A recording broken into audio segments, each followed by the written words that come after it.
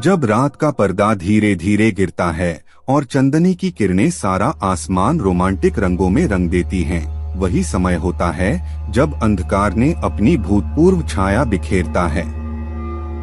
एक छोटे से गांव में, जिनके पास अपनी खुद की बातें और रहस्य होते हैं, वहां एक अजीब सी कहानी बुनती जा रही थी।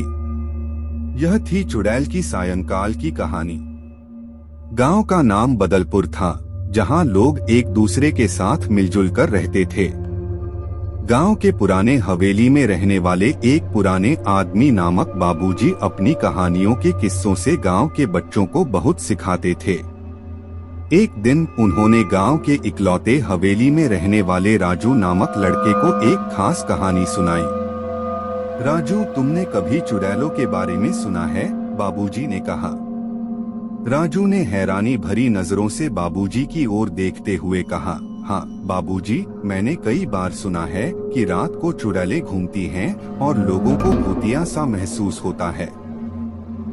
बाबूजी ने मुस्कुराते हुए कहा, हाँ राजू, चुड़ैलें सिर्फ अफसानों की ही नहीं होती।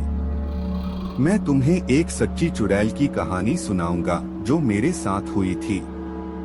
राजू का चेहरा हैरानी से भर गया और उसने बाबूजी से कहा, कृपया बाबूजी, मुझे वह कहानी सुनाइए।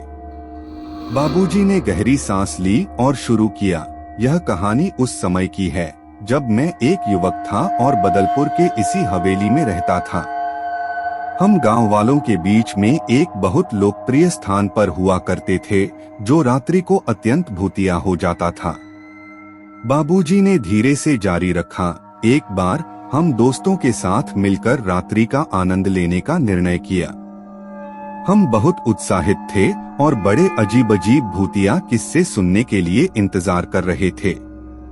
लोगों ने हमें चुड़ैलों की कहानियां सुनाई, लेकिन हम सब उन्हें मजाक में ही लेते थे। बाबूजी की आंखों में एक भूतिया सा चमक थी, जैसे वह उस समय को पुनः जी रहे हों। रात का समय आया और हम अपने दोस्तों के साथ हवेली से निकले। रात थी अद्भुत और हवा में एक अजीब सी ठंडक फैली हुई थी। हम एक पुराने मकान की ओर बढ़े, जिसे सभी लोग बच्चों के बीच चुड़ैल का घर कहते थे। वहां पर कहानीगर लोगों की बहुत भूतिया कहानियां बहुत पुरानी दी जाती थीं। हम वहां पहुंचे और एक दीपक के आसपास बैठकर खुद को सुरक्षित महसूस कर रहे थे। जैसे ही हम सब मस्ती कर रहे थे, एक अजीब सी आवाज हमारे कानों में पड़ी।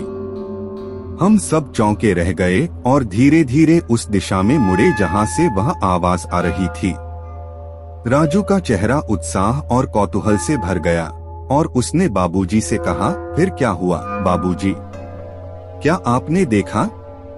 बाबूजी ने गहरी सांस ली और कहा, हमने वहां देखा कि एक सुंदर सी लड़की हमारी तरफ आ रही थी।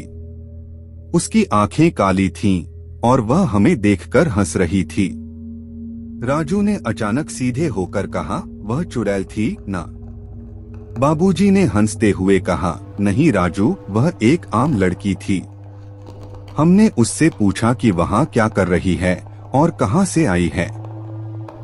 वह हंसती हुई बोली, मैं यहाँ अकेली हूँ और बहुत अकेला महसूस कर रही हूँ। क्या तुम मेरे साथ मस्ती करना चाहोगे?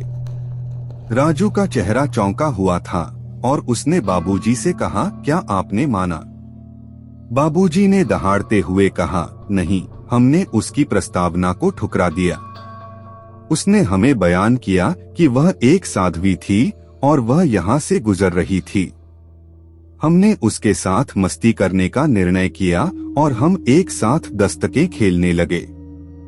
बहुत ही जल्दी हम बहुत अच्छे दोस्त बन गए थे और हर रात हम उससे मिलने निकलते थे। हम उसके साथ गाने गाते, कहानियां सुनते और मस्ती करते थे। जब रात